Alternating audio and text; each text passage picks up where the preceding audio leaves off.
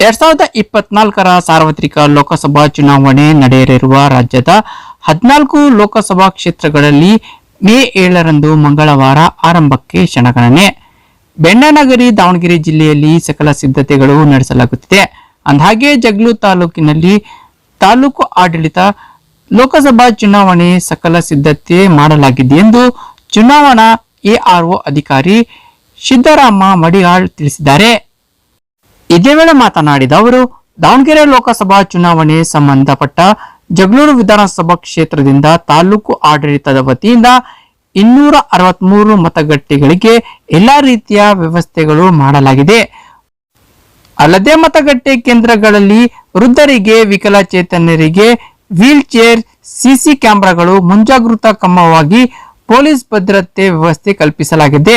ಪ್ರತಿಯೊಬ್ಬ ಮತದಾರರು ಮತದಾನದಲ್ಲಿ ಭಾಗವಹಿಸಿ ಪ್ರಜಾಪ್ರಭುತ್ವದ ಹಬ್ಬವನ್ನು ಯಶಸ್ವಿಗೊಳಿಸಬೇಕು ಎಂದು ತಿಳಿಸಿದ್ದಾರೆ. ನಮ್ಮಲ್ಲಿ 263 ಮತಗಟ್ಟೆಗಳಿವೆ. ಅದರಲ್ಲಿ ಅರಸೀಕೆರೆ ವ್ಯಾಪ್ತಿಯಲ್ಲಿ 58 ಮತಗಟ್ಟೆಗಳು, ನಂತರ ಜಗಳೂರು ವ್ಯಾಪ್ತಿಯಲ್ಲಿ 205 ಮತಗಟ್ಟೆಗಳಿವೆ. ಇದರಲ್ಲಿ 50 ಮತಗಟ್ಟೆಗಳನ್ನು ಕ್ರಿಟಿಕಲ್ ಮತಗಟ್ಟೆಗಳು ಅಂತ ಗುರುತಿಸಲಾಗಿದೆ. ನಂತರ 1 ಮತಗಟ್ಟೆನ ವಲ್ನರಬಲ್ ಅಂತ ಗುರುತಿಸಲಾಗಿದೆ. 157 ಮತಗಟ್ಟೆಯಲ್ಲಿ ವೆಬ್ ಕಾಸ್ಟಿಂಗ್ ಆಗ್ತಾ ಇದೆ. ಈಗ ಇಡೀ ಮತಗಟ್ಟೆಯಲ್ಲಿ CCTV ಕ್ಯಾಮ್ರಾ ಕೂಡಿಸಲಾಗಿದೆ. ನಮ್ಮ ತಾಲೂಕು ಕಚೇರಿಯಲ್ಲಿ ಮತ್ತು DC ಕಚೇರಿಯಲ್ಲಿ ಆ ಪ್ರತಿ ಮತಗಟ್ಟೆಯಲ್ಲಿ ಏನು ನಡೀತಾ ಇದೆ ಅನ್ನುವಂಥ ಆ್ಯಕ್ಟಿವಿಟಿಯನ್ನು ನಾವು ಲೈವ್ ಆಗಿ ನೋಡ್ಬೋದು. ನಂತರ 5 ಮತಗಟ್ಟೆಗಳನ್ನು ಅತಿ ಹೆಚ್ಚು ಮಹಿಳೆಯರಿರುವಂಥ 5 ಮತಗಟ್ಟೆಗಳನ್ನ ಆರಿಸಿ ಅವುಗಳನ್ನ ಸಖಿ ಮತಗಟ್ಟೆಗಳು ಅಥವಾ ಪಿಂಕ್ ಬೂತ್ಸ್ ಅಂತ ಮಾಡಿದ್ದೀವಿ.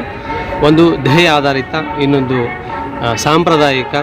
ನಂತರ ಯಂಗ್ ವೋಟರ್ಸ್ ಎಲ್ಲಿ ಜಾಸ್ತಿ ಇದ್ದಾರಲ್ಲ ಅದಕ್ಕೊಂದು ಯಂಗ್ ವೋಟರ್ಸ್ ಮತಗಟ್ಟೆ. ನಂತರ ದಿವ್ಯಾಂಗರು ಅಂತ ಏನು ಕರಿತೀವಲ್ಲ, ವಿಕಲಚೇತನರು, ಅವ್ರದ್ದು ಕೂಡ ಒಂದು ಮತಗಟ್ಟೆ ಮಾಡಿದ್ದೀವಿ. ಇವೆಲ್ಲ 9 ವಿಶೇಷ ಮತಗಟ್ಟೆಗಳು ನಮ್ಮ ಜಗಳೂರು ವಿಧಾನಸಭಾ ಕ್ಷೇತ್ರದ ವ್ಯಾಪ್ತಿಯಲ್ಲಿದ್ದಾವೆ. ಇಡೀ ತಾಲೂಕು ಆಡಳಿತ ನಮ್ಮ ಚುನಾವಣೆಗೆ ಸಕಲ ರೀತಿಯಿಂದ ಸಜ್ಜಾಗಿದೆ. 1050 PRO, APRO ಮತ್ತು ಪೋಲಿಂಗ್ ಆಫೀಸರ್ಗಳನ್ನು ಒಳಗೊಂಡಂತೆ ಎಲ್ರಿಗೂ ತರಬೇತಿ ನೀಡಿದೆ. ಇವತ್ತು ಅವರು ತಮ್ಮ ಮತಗಟ್ಟೆಗಳಿಗೆ ಸಕಲ ಸರಂಜಾಮು ಮತ್ತು EVMಗಳ ಜೊತೆ ಹೋಗಿದ್ದಾರೆ. 31 ಸೆಕ್ಟರ್ಗಳನ್ನು ಮಾಡಿದ್ವಿ. ಆ 31 ಸೆಕ್ಟರ್ ಆಫೀಸರ್ಗಳು ತಮ್ಮ ಇವತ್ತು ಸಾಯಂಕಾಲ ಪ್ರತಿ ಮತಗಟ್ಟೆಗೆ ಭೇಟಿ ಕೊಟ್ಟು ಅಲ್ಲಿಯ ಬೇಕು ಬೇಡಿಕೆಗಳನ್ನು, ವ್ಯವಸ್ಥೆಗಳನ್ನು ಪರಿಶೀಲಿಸಿದ್ದಾರೆ. ಅದರಂತೆ ನಾಳೆ ನಮ್ಮ ಜಿಲ್ಲಾಧಿಕಾರಿಗಳಂಥ ಡಾಕ್ಟರ್ ವೆಂಕಟೇಶ್ MV ಅವರು ವಿಶೇಷ ಮುತುವರ್ಜಿ ವಹಿಸಿ ನಾಳೆ ಮಧ್ಯಾಹ್ನ ಮತ್ತು ಇವತ್ತು ರಾತ್ರಿ ಅವರಿಗೆ ಹೋಳಿಗೆ ಊಟದ ವ್ಯವಸ್ಥೆಯನ್ನು ಮಾಡಿದ್ದಾರೆ. ಪ್ರತಿ ಮತಗಟ್ಟೆಗೆ ಹೋಗಿರುವಂಥ ನಮ್ಮ ಮತಗಟ್ಟೆ ಅಧಿಕಾರಿಗಳಿಗೆ ನಮ್ಮ ತಾಲೂಕು ಆಡಳಿತ ಸಕಲ ರೀತಿಯಿಂದ ಸಜ್ಜಾಗಿದೆ. ಅದೇ ರೀತಿ CRPF, ಪೊಲೀಸ್, ಹೋಮ್ ಗಾರ್ಡ್ಸ್ ಇವರೆಲ್ಲರನ್ನು ನಾವು ಡಿಪ್ಲಾಯ್ ಮಾಡಿದ್ದೀವಿ.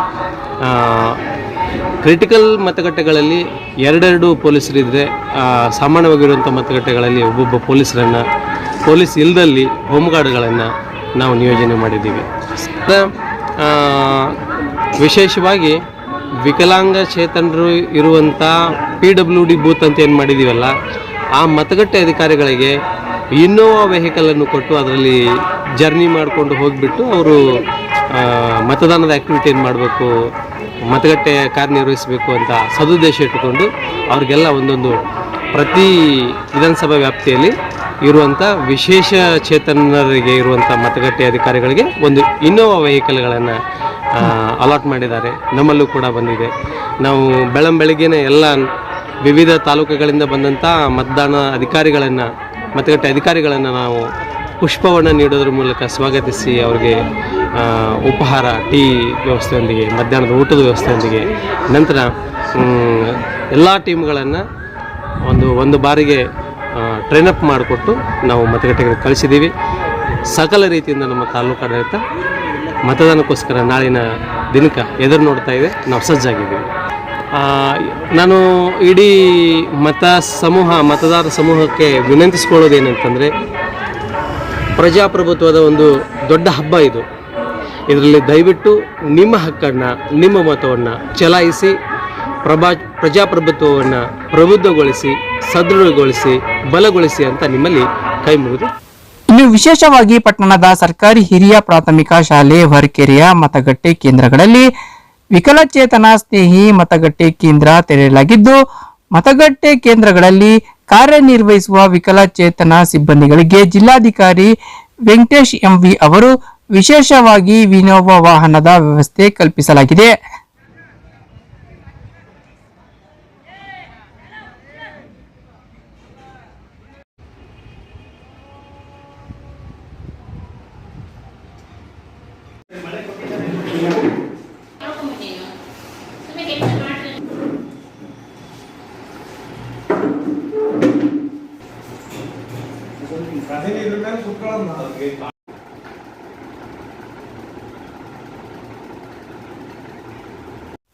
ಇತ್ತ ಪಟ್ಟಣದ ನೆಹರು ರಸ್ತೆಯಲ್ಲಿರುವ ಉರ್ದು ಶಾಲೆಯಲ್ಲಿ ಯುವಜನ ನಿರ್ವಹಣೆಯ ಮತಗಟ್ಟೆ ಕೇಂದ್ರ ಹಾಗೂ ಪಟ್ಟಣದ ಸರ್ಕಾರಿ ಹಿರಿಯ ಪ್ರಾಥಮಿಕ ಶಾಲೆ ಸಂತೆಪಟ್ಟಿಯಲ್ಲಿ ಅತಿ ಹೆಚ್ಚು ಮಹಿಳಾ ಮತದಾರರು ಇರುವ ಪ್ರದೇಶದಲ್ಲಿ ಸಖಿ ಬೂತ್ ಮತಗಟ್ಟೆ ತೆರೆಯಲಾಗಿದೆ.